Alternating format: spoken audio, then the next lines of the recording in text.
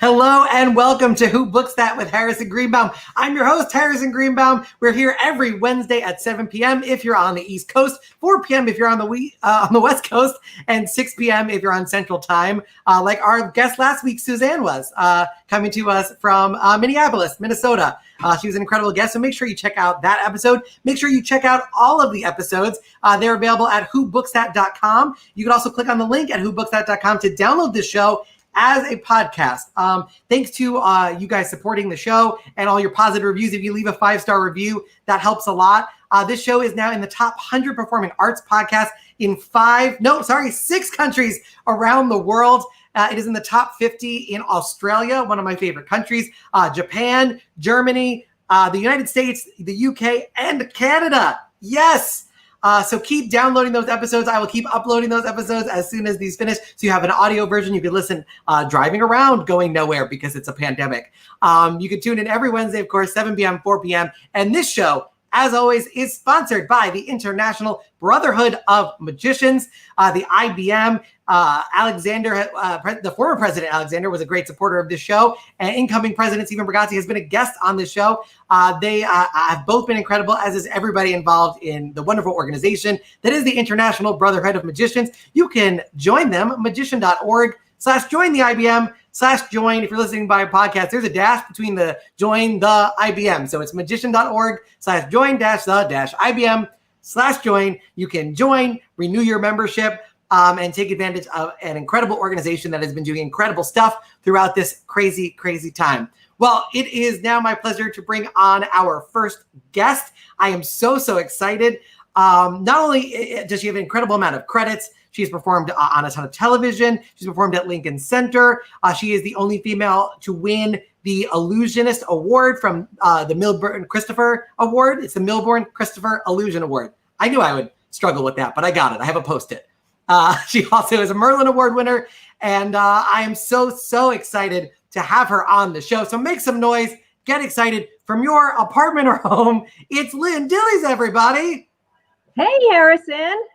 How you doing? I'm doing quite well. Thank you so much for having me on. I'm so thrilled. It is a huge thrill. I might have alluded to this a little bit earlier when we were talking, but for those who are watching, I had an epiphany while I was doing research on this episode, because I knew I had seen a magician when I was a little kid. My first big magic show, it was at Brooklyn College, because my grandmother, my mom's mother, loves taking me to museums and tried to expose me to as much art. She would take me to a Broadway show every year for my birthday. And she saw that there was going to be a magic show at the Brooklyn Center at Brooklyn College. And I remember being blown away. I remember you had a gentleman on stage and you interviewed him about his dream date. I remember that. And there was a picture that came up of you doing that. And I realized you might have been the first true magician I've ever seen. I found the write-up in New York Magazine. There it is. Back in 1993. I was 7 years old. And you were definitely one of my first inspirations to be a magician. So thank you. And also, this is all your fault. You're welcome, Harrison. How are you doing? Oh, hey, listen, it is an illusion within an illusion these days, trying to hang in there during this pandemic. It's totally insane. But, just plugging along here. I feel that's what this show is about. I when people ask me why I do it, I always tell them this is the one time I get to speak to these people, because they're for some reason less busy than they normally are. Exactly. Yeah. No, tough times, but plugging along, trying to stay positive. Absolutely. Well, one of the things that's really cool about your show is that it is very autobiographical, and you talk about your journey. You mentioned also in your book, your vote is magic, which I highly recommend people pick up, that you were sort of a nerdy kid and that magic allowed you to sort of get out of your shell. Can you talk to us a little bit about that? Yes. So when I was a young girl, I was extremely shy. I told you I had some pictures you might not know that I have. You're in the yellow, I believe, right? I'm the one in yellow. Yep. As my family says, a young little Taylor Swift. I don't see it, but anyway. Love those nylons too. But no, I was super shy, bullied, had hardly any friends. Absolutely hated going to school. I would become ill about going to school. And then at 12 years old, there was this really cool TV show called The Magicians, starring the late Bill Bixby. He was on the show using his magic to fight crime. Didn't hurt that he was a very handsome multimillionaire jet setter with his own private jet, But anyway, I had my dad bring me to a local magic shop. Check the name out, Cheap John's Joke Shop. So I went in there and purchased a couple little tricks, wonder blocks, the color changing dot trick, and brought them home and just, I was so diligent about practicing. I had to have the trick perfect before I even showed it to anybody. And I brought them with me to school, showed my friends on the bus, in the lunchroom, in the classroom, and little by little, everything just started to click, and it was like transforming. It was amazing how my shyness started to disappear. And then from there, I started to make my own tricks. And I grew up in a really small town, and one book on magic at the library, so I read it over and over again. And I made all these tricks, put them in a cardboard box. Honest, true story. By the way, there's an important distinction here, because there's two kinds of kid magicians. There's the kid magician who got that book at the library and then put it back so that another kid could be inspired later. And then there was the other kind of kid who would keep that book and never put it back, so they were the only person with that secret. Were you the former or the latter? I think I still have that book, as a matter of fact. Fair enough. But the library's closed now. So I put all these tricks in a little box, and I would literally walk around my neighborhood. I'd ring my neighbor's doorbell and ask if they wanted to see a little show in their living room. And I'd set up on a card table. I'd do my little act, pack up, and move on to the next neighbor's house. And thank you were goodness, like a traveling saleswoman, but for magic. I was, and really, it was probably right before the pandemic that I stopped performing in the hood. But that's really how I got my start. And then I would literally walk up and down the highways collecting aluminum cans to turn into recycle for money to buy, more and more professional props. And I had my heart set on the headless box trick.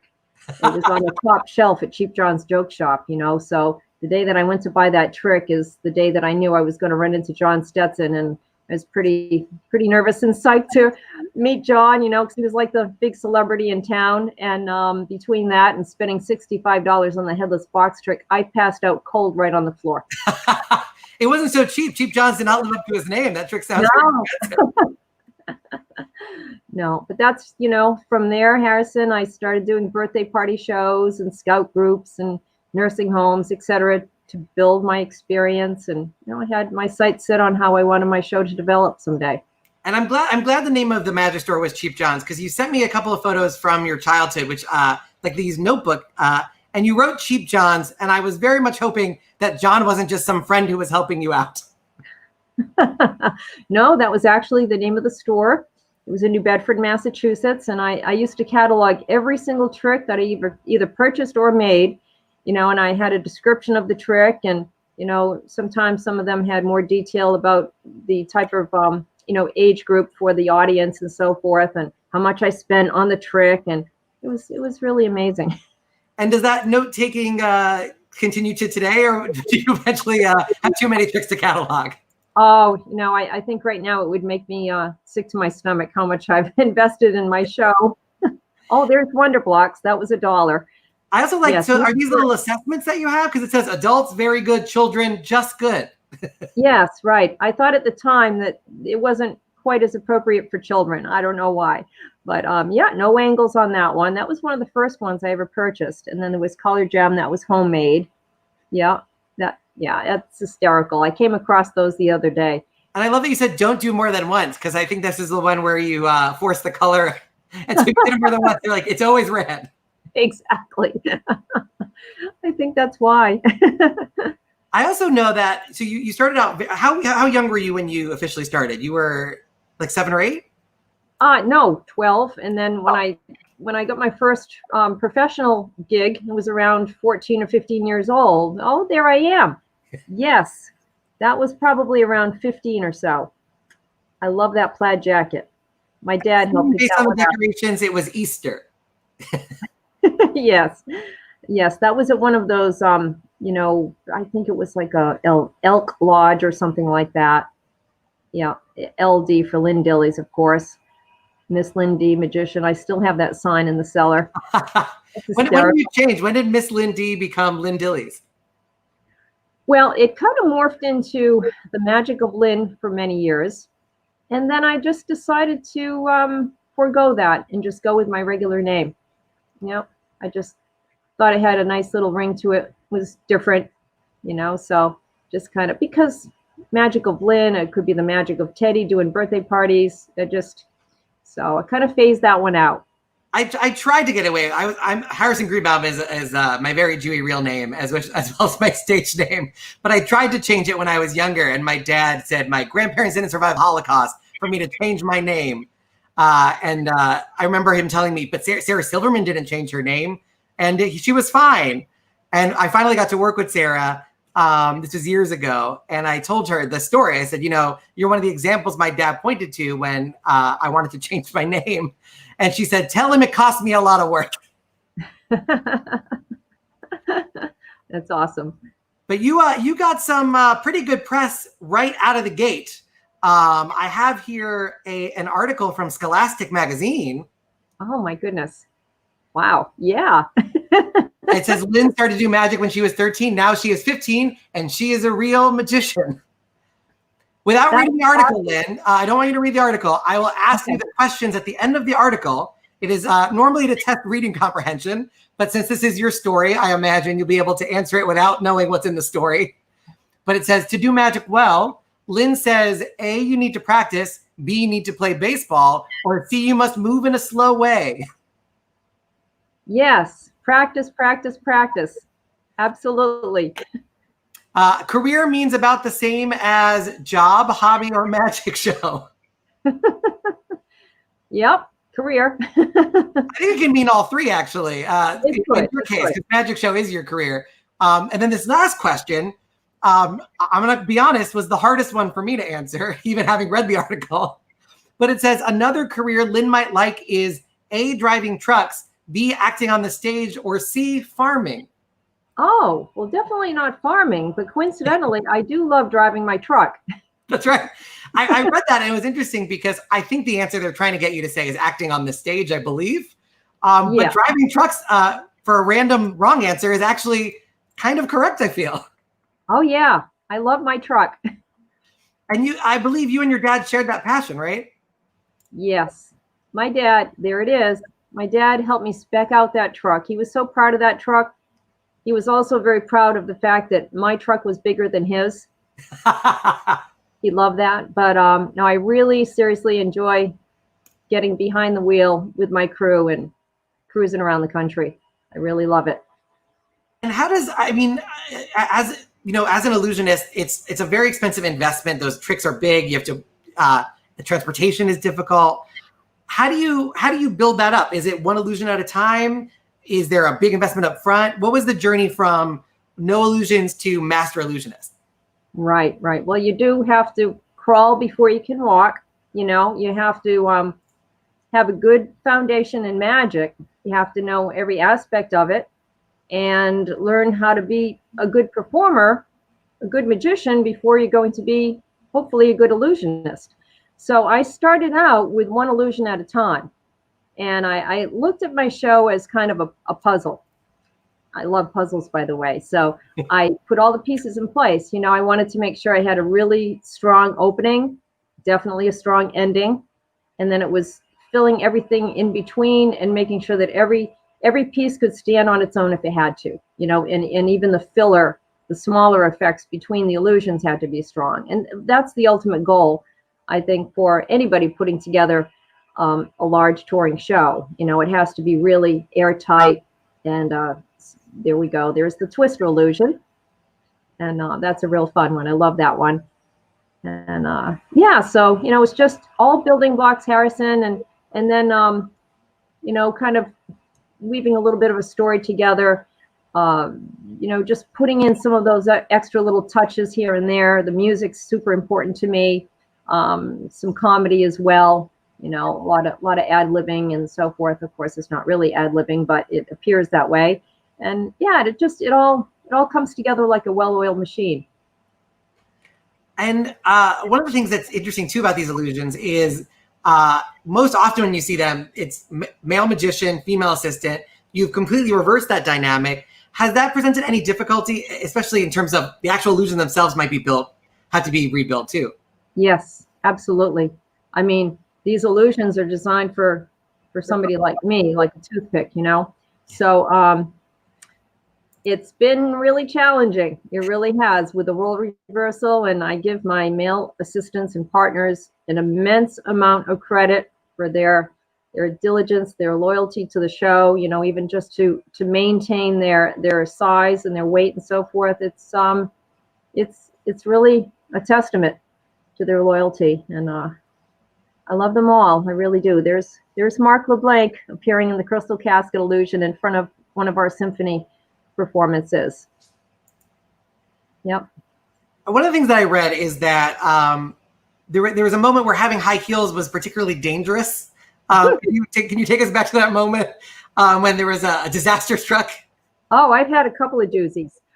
There was one where I don't know why I thought that the higher the heel, you know, the more effective the show would be. But it happened to get stuck in a little crevice in the stage, and it literally just came off, you know. And I think I've had a tumble or two through the years. Crazy. Yeah, and I mean, I guess in terms of there are very few female magicians, even fewer female illusionists. Have you noticed over time that it's become less difficult, or do you think that it's still the same kind of challenges that when you began? Well, I think fortunately there are a lot more women in magic, which I'm thrilled to see. That's real progress, you know. But for an illusionist, a little different. You know, it's such a commitment in so many ways, and it's more than just being the illusionist. You have to learn every aspect of the business. You literally have to be prepared to get, you know, dirt under your fingernails. You know, you've got to get under your truck when something's going on. You got to learn how to fix props and so forth. So it's all encompassing and never a dull moment. So I don't know if that's one of the drawbacks, you know, for a lot of the females out there looking to become an illusionist. I don't know if it's a sign of the times that there just aren't as many illusion acts right now, for practicality reasons as well. It's extremely expensive to keep going. It really is, unless you're going to get a long-term sit down like Vegas or a place like that. So to do these one-offs that I had done a lot of, and you know, a lot of that goes back to, you know, just caring for my mom. Basically, I couldn't go out on the road for an extended length of time. So that meant that I had to just go out, do 1 or 2 shows, and come back home. That's really, really hard when you're an illusionist to keep all that going. Was there ever any plan to take it to Las Vegas or any of those kind of markets, or has it always been East Coast focused? Well, I have performed all around the country from coast to coast, but as far as trying to get into Vegas, I never really tried that hard, Harrison, to be honest with you, because basically for family reasons, you know, I didn't want to get locked into a long-term contract. Yeah. Well, on the other side of it, though, one of the incredible shows that you tour is your work with the symphonies. And I believe you premiered it in New York City at Lincoln Center. Here's a picture, I think, of you and your parents at Lincoln Center. Yes. Yes, that was in the green room afterwards. Because it's got to be both very exciting, because Lincoln Center is huge, but also terrifying, because that was the first time you'd ever done this show, the sort of premiere performance. Yes, exactly.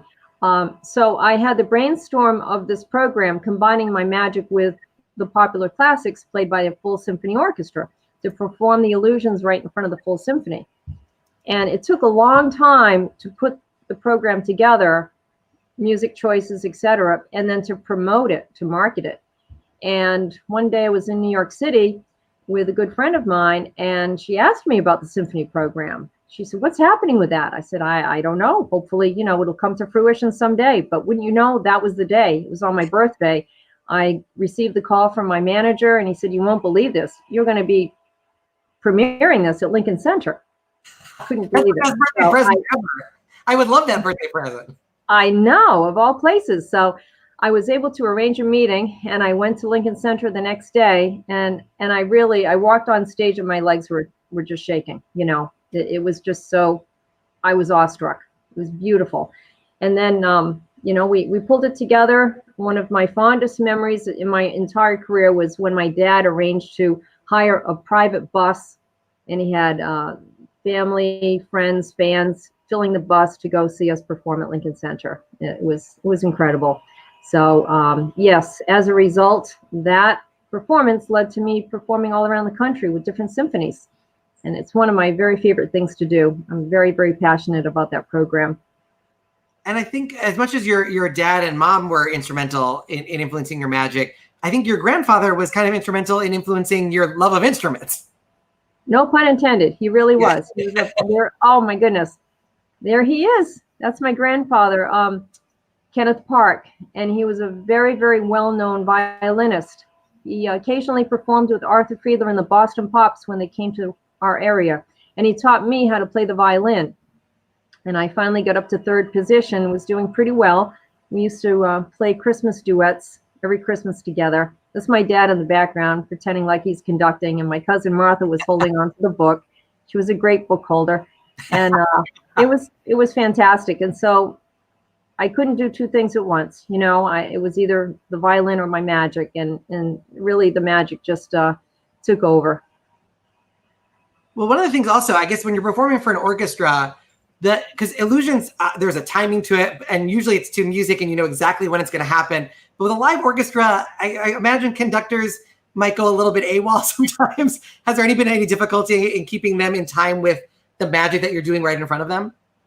Well, we have to adjust to them, and sometimes they have more caffeine than other times. And then you're really speeding up the illusion. You're like, oh God, get in the box, get in the box.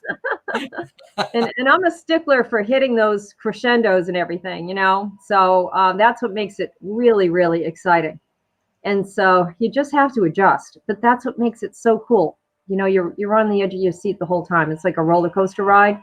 You come off stage, you're like, oh, that was amazing. I can't wait to do that again, but while you're doing it, it's crazy because you've got the focus on the illusions. You've got this full symphony, 80, 90 pieces right in back of you playing this music. It's insane, but it's really, really incredible. Has there ever been a point where the orchestra was going too slow? Because I feel like that's also got to be a weird moment where you're just trying to stretch things out a little bit. Fortunately, no, because we work that out in rehearsal. I sit there with my stopwatch and we go through the whole piece, and then I clock it and I say, well, we're in the ballpark. We've got to crank this up a little bit more or whatever. And the conductors are all super understanding about how critical the timings are. And they get, a CD beforehand with the music, and sometimes a DVD with different tempos set and so forth. So they do their homework up front. And they'll send the music out to all the musicians a few months ahead of time. So it's quite the feat to pull off. It really is. One of the things I loved reading about in your story, this is you and Dad. Oh, yeah. Dad helped build your first Metamorphosis trunk, correct? Yes, he did. He was so proud of that. He went to an antique store and he bought this trunk with a rounded top. Go figure. Oh God.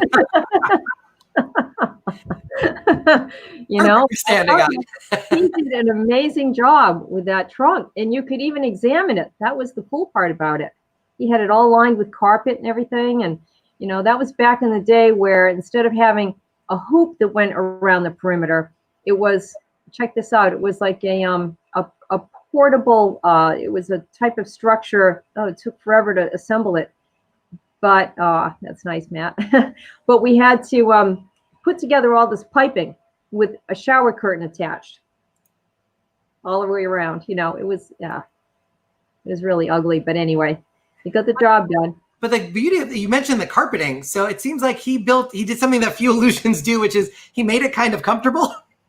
In that particular one, that's the most comfortable Metamorphosis I've ever had. But the one that I've done for all these years that we're really known for, because the timing's really impeccable, It's just the standard wooden crate. And I like it that way because the audience can relate to it just being a crate. Fair, that's true. Although you probably get beat up a lot more if it's just bare wood.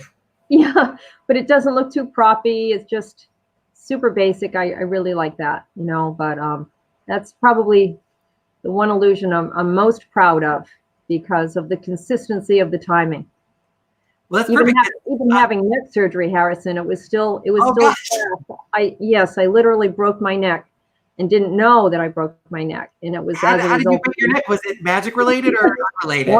It was a little snag with metamorphosis. That's not a little snag, that's a big snag. I just thought I just you know, tweaked it really badly and went that way for almost 8 months and still performed. Yeah. Wow. Yeah. That's unbelievable. So not only did you finish that show, you finished 8 months worth of shows. Yeah. Following. That's unreal. And actually, and also, by the way, I think it answers our question. It says, what is your favorite stage illusion to perform and why? Is it the metamorphosis? It is definitely metamorphosis. If I could perform with elephants every day of the week, that would be the best. But it's not too practical. But let's talk about the elephants. There you are. I think that's Ruth and Emily, Edith. Emily.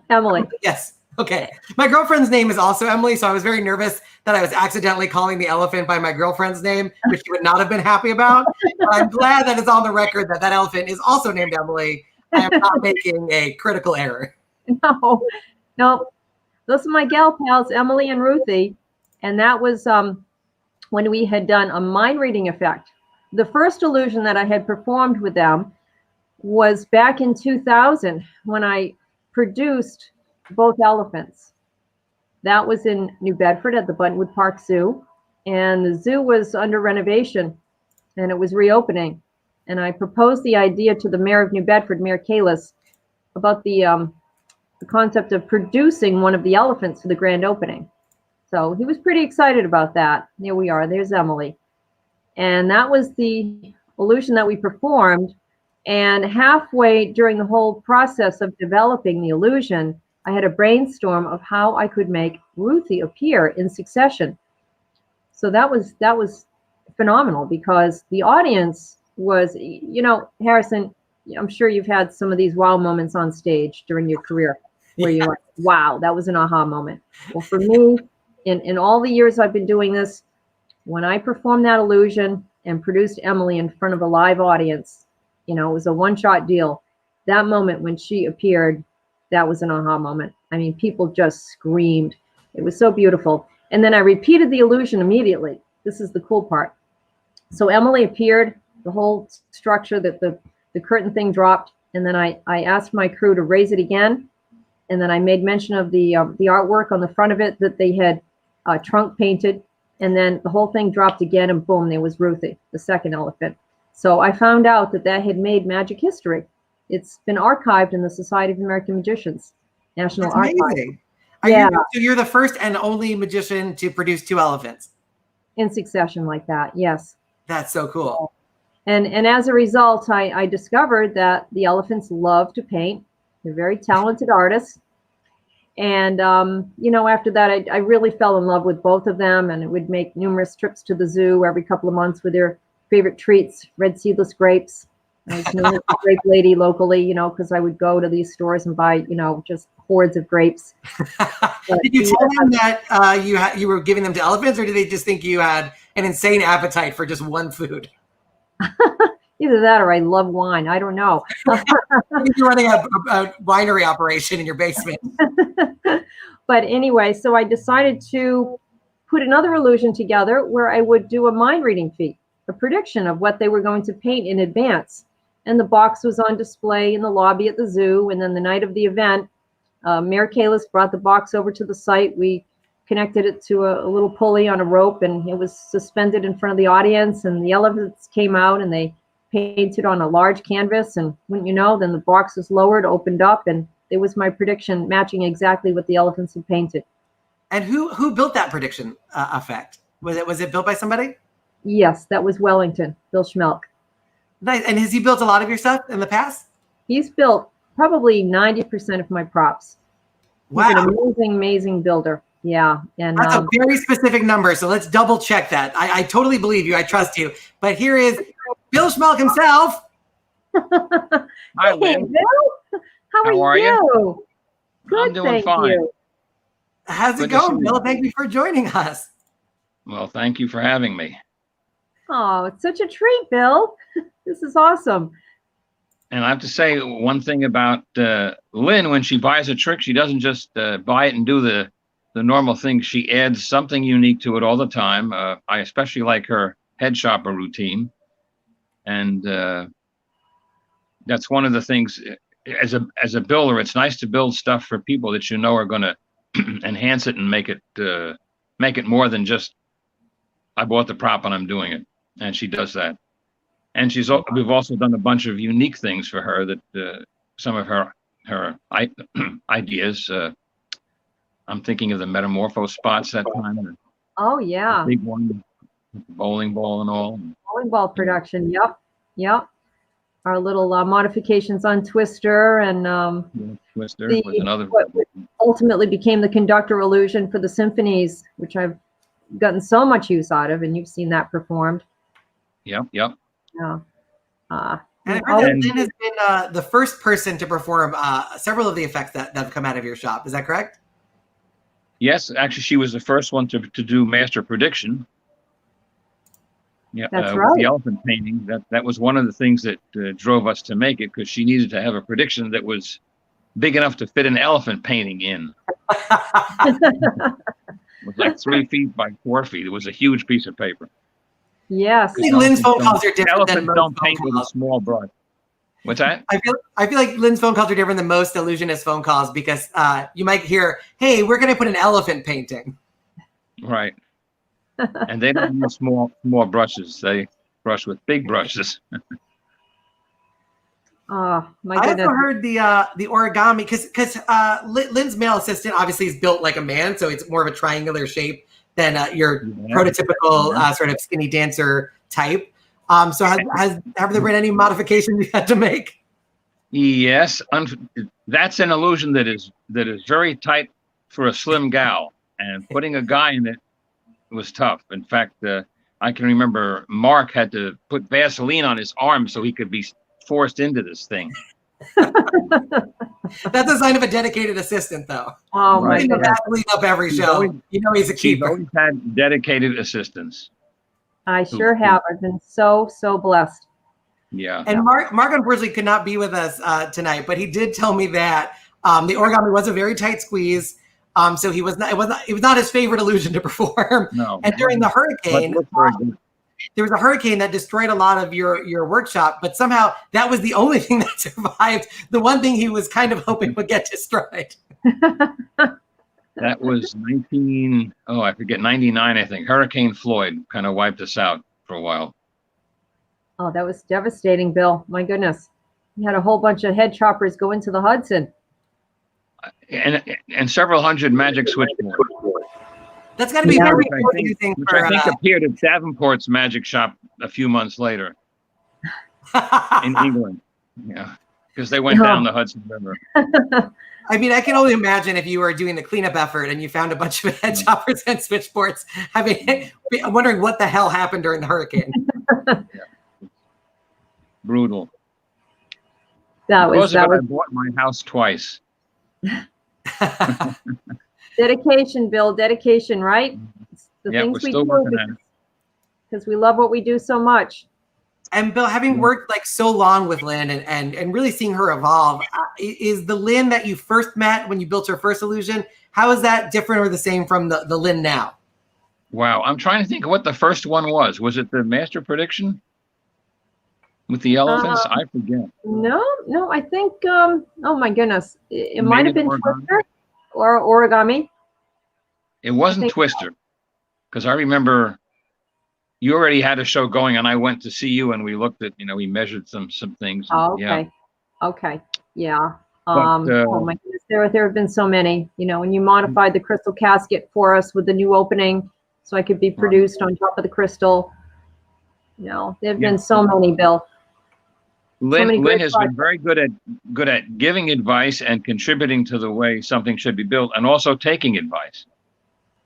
So, and I think those are two very important things that benefit both the builder and the illusionist.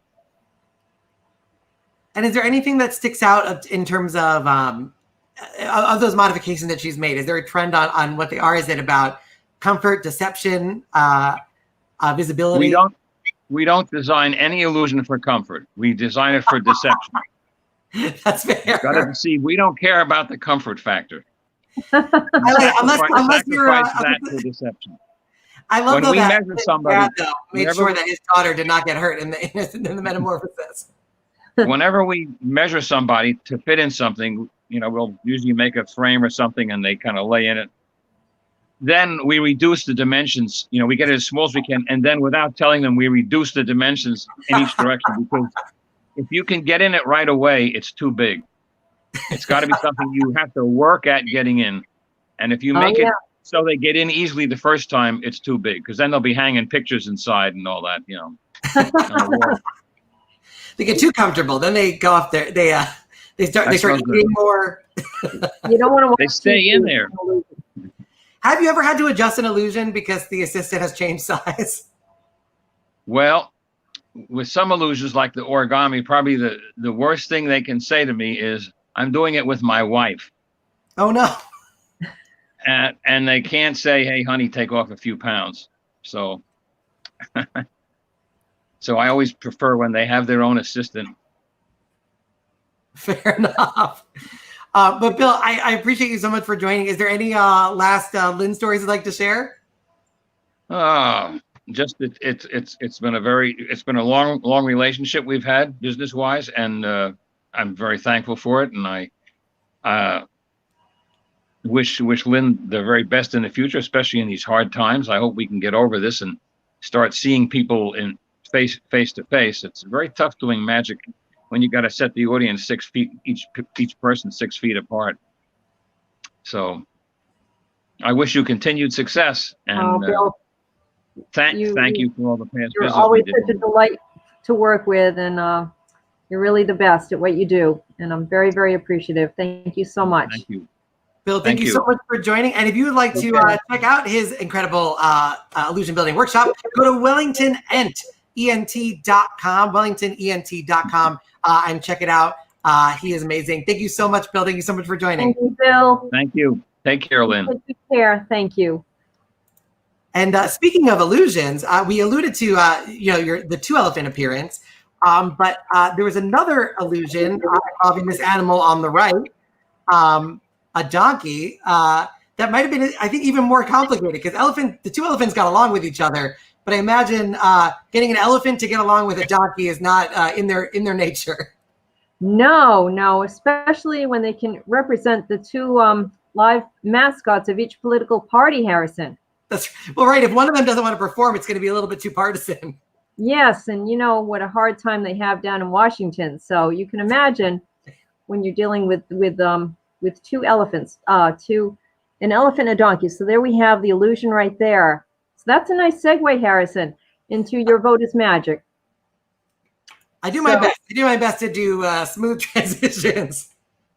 I'm with you. So that was back in 2008 that happened. And I had a brainstorm of this massive, spectacular illusion that I could perform that would deliver a visual message about the importance of voting. And I was very passionate about this whole endeavor, created my own public service campaign. Most of it was inspired from my dad, Lyn Dillies, who loved politics. He taught me about the importance of voting. And I had lost my dad in 2005. So I kept thinking how excited he would have been about the big election coming up in 2008. And that's what was behind the brainstorm. So I took the original illusion that I had done with the dual elephant production back in 2000, and it was like creating that on steroids, because you know when you're an illusionist, you keep dreaming of how can I perfect something, and it was bothering me that oh gosh, if I could have done that again, I would have changed this and this, and so I modified it and then came up with this whole new brainstorm of producing the donkey and the elephant together. They had to be produced together. I couldn't risk any political fallout if I produced the elephant first. People said, oh, look, she's favoring the Republicans. Same thing if I produced Abner the donkey, you know. Well, we knew we had a great... It would also be brutal if the curtain came down and the elephant was alive and there's just a dead donkey in a pool of blood. That would not look good. No, not at all. You got to keep people very healthy and very happy the whole time. Not good, not good. But so, no, but basically we had to come up with a whole training plan, you know, for the animals. And even just rewinding the tape a bit here, the zoo obviously had a great elephant to use. They didn't have a donkey in their collection. I thought, where the heck am I going to find a donkey? So I joined the Donkey Mule Society of New England and became a member. And another organization called... Are you still a member? Because I feel like I want to join just so I can say I'm a member of the Donkey Mule Society of New England. I think I let my membership expire. But then there was another one. It was even better than that, called the Save Your Ass Long-Eared Rescue. That's perfect. Became a member. That's the only acceptable time, by the way, to tell any illusionist nice ass. That's the only acceptable time is when they are standing next to a donkey. Otherwise, it is not appropriate. You're so right about that. It might not be appropriate, but at least it's slightly less inappropriate when there's a donkey next to you. Exactly. But anyway, so, you know, I did find a donkey through the Donkey Mule Society. This wonderful lady, Judy Ballantyne, asked me to come up and meet the donkey that she actually rescued. That was Abner. And she was the coolest lady, loved my whole message, your vote is magic and all of that. And she said, you know, why don't you come up and meet Abner? If you guys click, you can borrow Abner. That is this lady for real, you know? But we fell in love and brought Abner down to the zoo for a little meet and greet with Emily to make sure that neither animal would freak out around each other. And then it took months and months of rehearsal with the animals. I had to have a prototype made for Emily's barn and Abner's den, prototype of the illusion so they could get used to the motion of the illusion, their boundaries, etc. I made a CD of all kinds of different noises that was played for hours on end every day for the animals. You know, noises like fireworks going off and crowds cheering to desensitize them to any variable. One-shot deal, right? You have one chance to pull this off, so it's got to go correct the first and only time. That's right. Yeah, it was done live, you know, and it was very risky.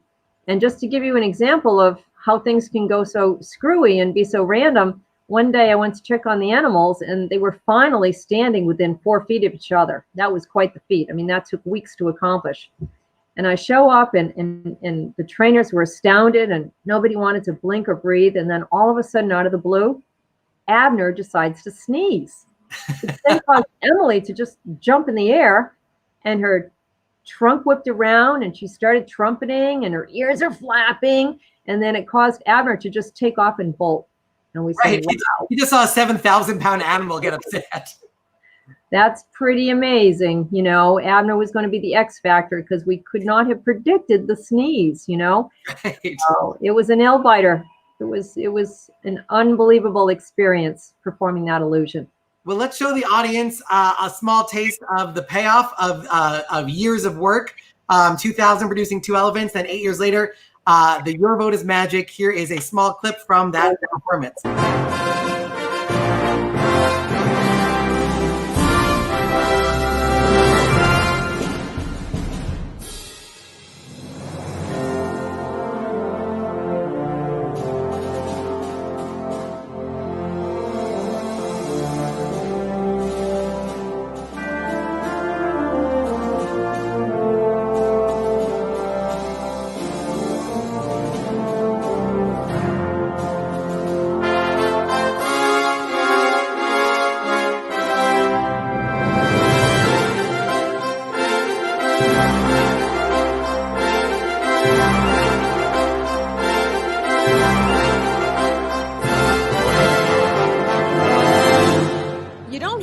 Magician to create change. No matter who you choose, your vote is magic.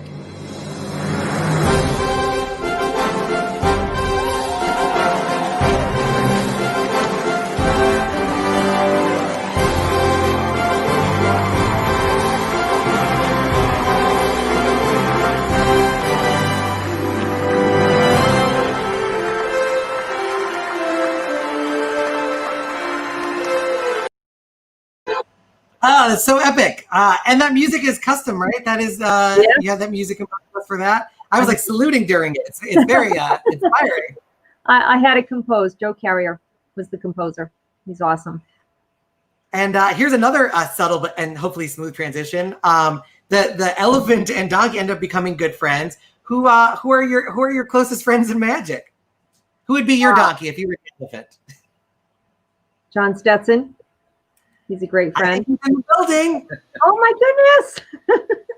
There he is. Hey, Stetson, how you doing? How do you think I'm doing? Having a care in the world. I'm the oldest action star in the business, and talkies are coming. I feel great. John, thank you so much for joining. It's very cool for me. It feels very full circle because, as I mentioned at the beginning, Lyn was one of the first magicians I ever saw as like a little kid. And then when I got to college, I was supposed to be learning in school, but I was also sneaking off to the Mystery Lounge and getting a real education from you and the boys there. Yeah, so, you are very responsible for all of this. Guilty as charged. Lyn, I tell you, I've been watching this puff piece that you've been putting on. It's a beautiful thing. It's like Magic's answer to Us magazine. However, I'm going to get down and dirty and tell people some stuff here. Some really good stuff. Lyn is amazing in so many ways, and I don't care to use the word amazing. I think it's overused and not used properly, but it's the only word I have for her. And the big thing is this: when we talk about the stages at Lincoln Center and these perfect venues and places that she's these beautiful stages that she has graced, that's fabulous. But what we don't necessarily bring up is every place else. I remember when I was spending a lot of time with Ricciardi back in the late 70s. The thing that amazed people the most, I think, who were paying attention when he was doing a show at the Village Gate, was how he could be incredible and look incredible on such a small stage. To be able to perform illusions on a small stage is an incredible art in itself. And I have seen Lyn in impossible situations, and several venues that we've worked both together and individually through the years. I'll get to a place and they'll say, "Yeah, Lyn was here," and I go, "How? You know, how is this done?" And just one tiny example. We talk about a magic convention, and people say, "Oh, we love working magic conventions because we had to hang out with all the magicians and have fun." Not Lyn. Lyn is usually driving in from somewhere, working the magic convention for considerably less money than she normally works because she loves magic, set the show up all day, deal with the tech, everything else. And when everyone else is going back after the show, Lyn's got a 3-hour tear down and probably in the truck heading somewhere tomorrow. As the great Carol Roy used to say, it ain't all glamour. and Lyn is just such a pro along those lines. She does what she has to do to make it work. And so much of the true magic is how she was able to make things happen, with things breaking down and trucks and logistics and driving and people, and it's incredible. And the other thing, take a look at her now. You see that soft, gentle, wonderful lady? Don't go up against her, pal. I'll tell you. Do not monkey with her show in any way, shape, or form. I have not only been witness, but I've seen the result of the carnage that has come from, let's say, various stage managers at the Concord Hotel or someplace where, we just need you to do this. So if you could just move over here, and Lyn, small in stature, but man, oh man, these guys have for years just trying to push her around by saying, oh, she'll conform because she's such a sweet kid and all this kind of stuff. She sticks to her guns and is tough as nails to present the best show she possibly can. And I'll tell you something she doesn't like to do. She doesn't like to have to take illusions out of the show either. Well, you don't like to cut stuff. My gosh. And it's, and once again, I've seen this thing where we've been working together and I'll be going, it'd be a heck of a lot easier to leave that one in the truck, don't you think? And, you know, says the guy with the briefcase. And, well, no, I mean, that I think connects you guys because of all the art forms that are under the umbrella of magic, I think people think mentalism and illusions are on the easier side, and that could be farther from the truth. Yeah, it's the easiest forms of mystery entertainment to perform. Can I cuss? No, to perform badly. Yeah, and I think both in mentalism and illusions, it's truly a lifestyle, much more than, oh, I think I want to do magic. You know, and so many of these guys who go, yeah, I want to be a magician, but not on Wednesday. Doesn't quite work that way. And Lyn's dedication to not only her art form, the way she commits to her passion, and the way she commits to her friends and family. You cannot find a more genuine woman anywhere in this world. She is the quintessential kind-hearted woman. But once again, don't tell her to leave an illusion in the truck. Not a good idea. And where do you? And it's so funny because Harrison goes, do you have great, funny Lyn stories? I got funny stories about just about everyone in the world, except Lyn, because she's just so nice. She's just such a lady, and she just does everything so wonderfully that the stories are all sweet. They're not funny. So if there's a man to break her, John, though, it's you. I have full faith. Hey, I'm diabetic, though. I can't go. I can't go there. But I've got dirt on you. We'll talk later. Yeah. Well, if we could go all the way back to, I believe the first, and Lyn alluded to this, but I believe the first time you guys met, Lyn fainted. Well, at that time in my life, I had that problem. Women fainted for years, and it's a curse. It's a curse.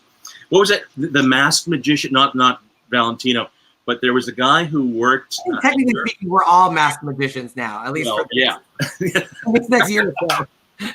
But there was a guy who wore a mask, and in his promo it said, this is like in the 1800s, he had to wear the mask because if women were to see the true beauty of his face, they would faint and they would have all these problems and things. You look at it; he's a dude. I know, it's amazing.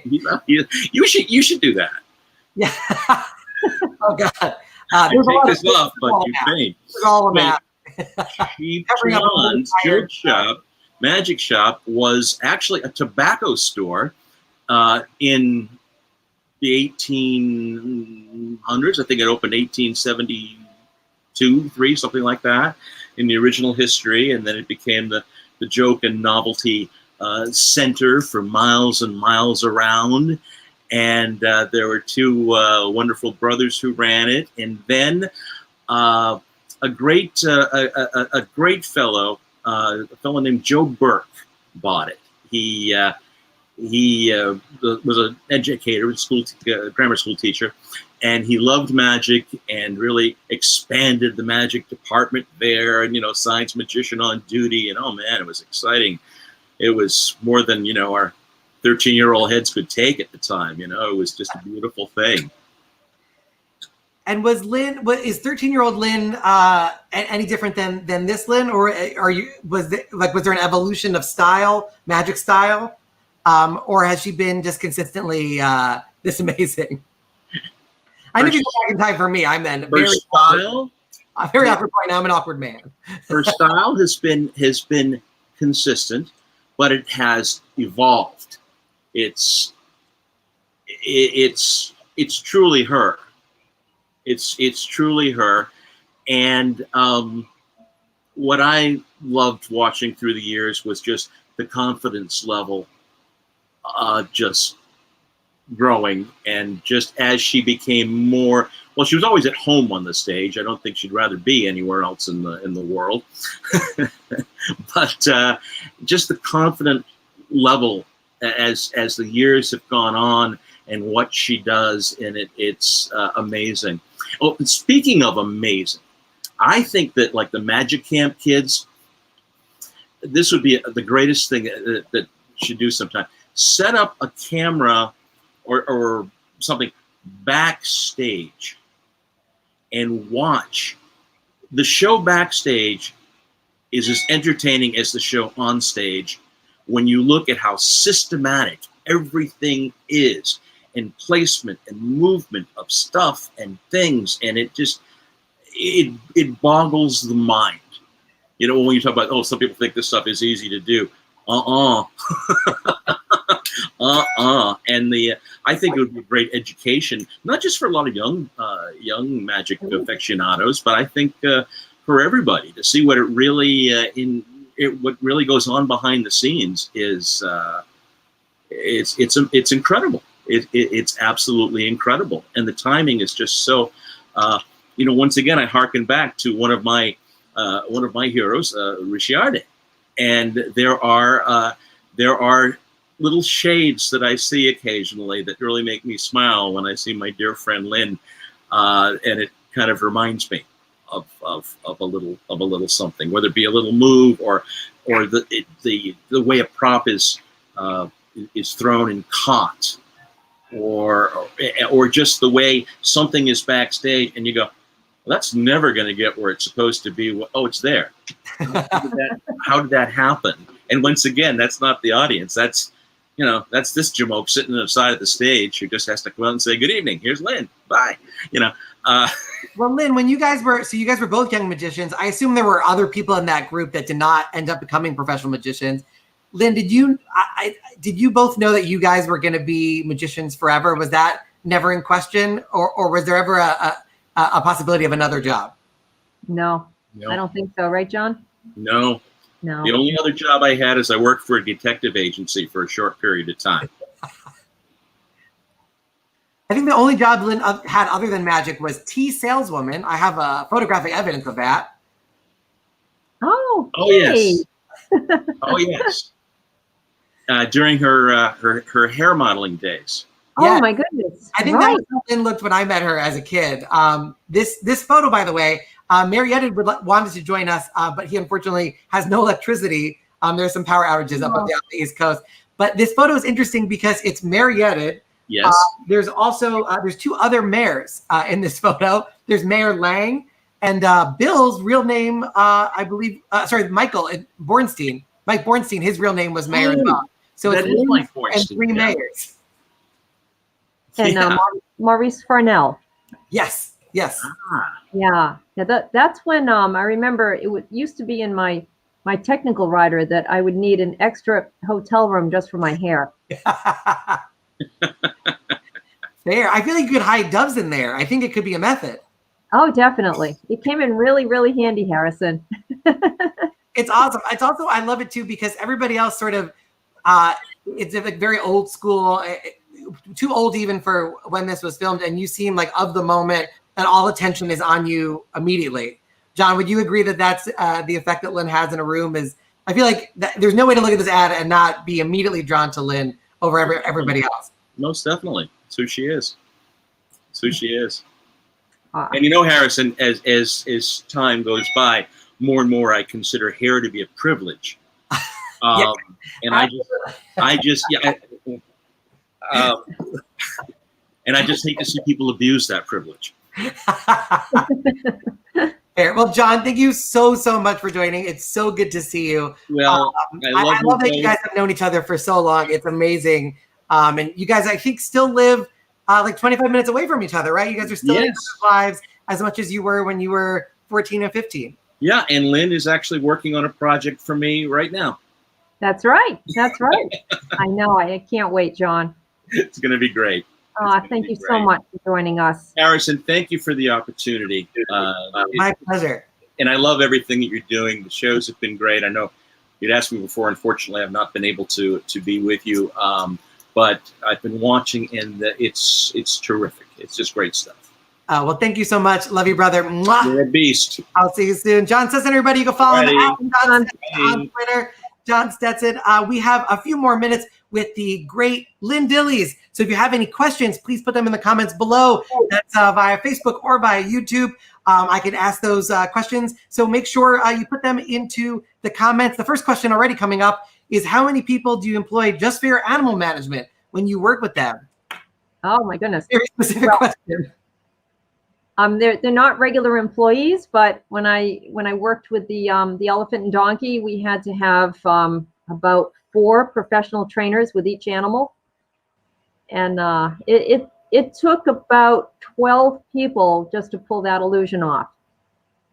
It was a huge endeavor, but we were very, very careful to make sure that no harm would come to the animals, the trainers, the audience, my crew.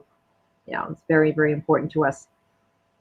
But one of the things that struck me in reading Your Vote is Magic, which I'll put the website up, it's definitely worth buying. And as we are in an election year, just as important as it was back in 2008. But one of the things that was interesting is the journey of getting that trick done. There's so many points, going to the mayor's office, going to the zoo, finding the donkey, training the elephant and the donkey. There's so many points where things seemed insurmountable or might be the moment where all of a sudden you couldn't do the trick. What was the drive that pushed through those obstacles? Honestly, Harrison, I felt like I was guided by my dad. I just knew how proud he would have been. He was the force behind everything. You know, I felt so driven. I felt like somehow or another what was going to happen in those 3 minutes during that illusion would, it would pave the way for my message to continue, and it would be part of my legacy. And it's become incredibly important to me to take that whole voting message and transform it into a way that I can teach young people about the importance of voting in their lives. And that's what I'm doing now. My live assembly that I put together, combining my voting message with my magic. It was a PowerPoint with the illusions.